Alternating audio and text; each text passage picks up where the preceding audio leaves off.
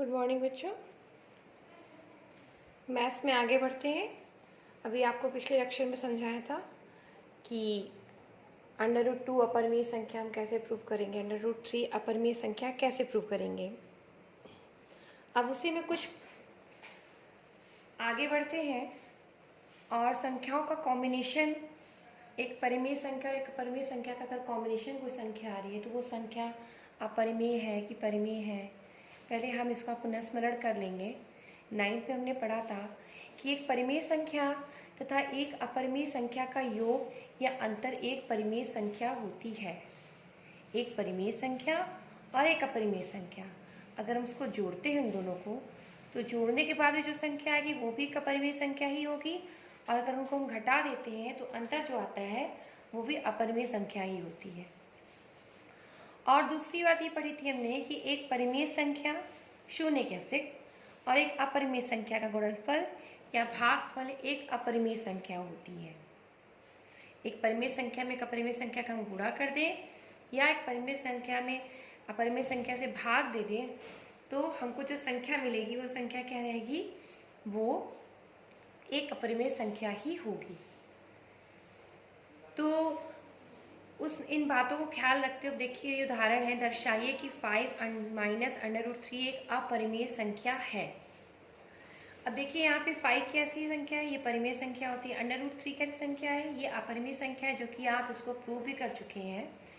तो इन दोनों का कॉम्बिनेशन मतलब देखिए मैंने क्या, हम इस क्वेश्चन में क्या है 5 - √3 है, तो ये प्रूव करना है। तो ये तो हमें तो समझ में आ गया कि ये अपरिमेय संख्या है।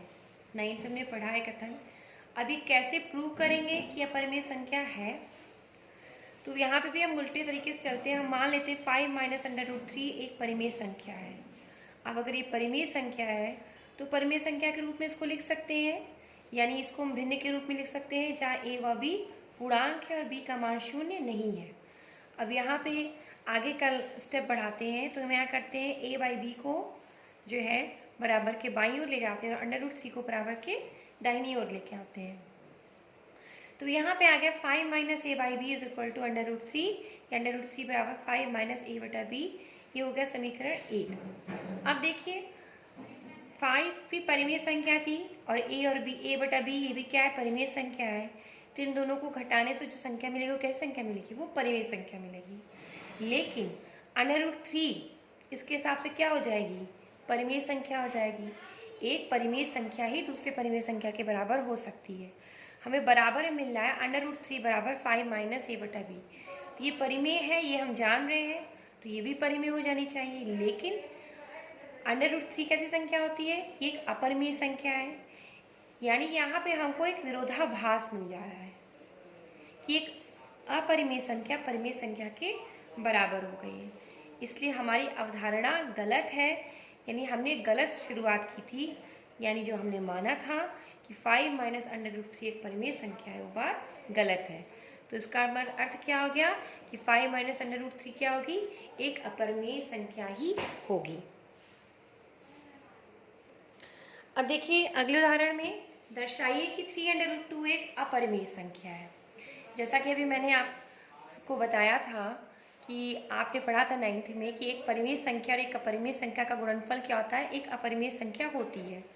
तो 3 √2 क्या है, एक अपरिमेय संख्या। इसको प्रूव करके दिखाना है कि अपरिमेय संख्या है। तो जैसे पिछले क्वेश्चन में किया वही काम करेंगे। हम इसको मान लेंगे विरोधाभास में कि माना 3 √2 एक परिमेय संख्या, उल्टा मान के चल रहा है, ठीक है। तो ये परिमेय संख्या हो गई, तो इसको परिमेय संख्या के रूप में लिख सकते हैं 3 √2 बराबर a/b, जहाँ a व b पूर्णांक, b नॉट इक्वल्स टू 0 है। अब यहाँ से हम क्या करें, √2 को अकेला करके बाकी संख्या को दाहिनी तरफ लेके जा रहे हैं। तो ये हो गया √2 बराबर a/3b, जहाँ a, b और 3 क्या है, तीनों पूर्णांक है। अब ये संख्या कैसी हो गई, ये एक परिमेय संख्या हो गई। परिमेय संख्या क्या होती है, परिमेय संख्या वो संख्या तो इसको p/q के रूप में लिख सके जब p और q दोनों पूर्णांक होते। तो यहाँ भी a भी पूर्णांक है और 3b भी पूर्णांक है, तो a/3 भी क्या हो गई, एक परिमेय संख्या हो गई। लेकिन समीकरण 2(1) में ये जो बराबर लिखा है इसके, ये कैसी संख्या है, ये एक अपरिमेय संख्या है।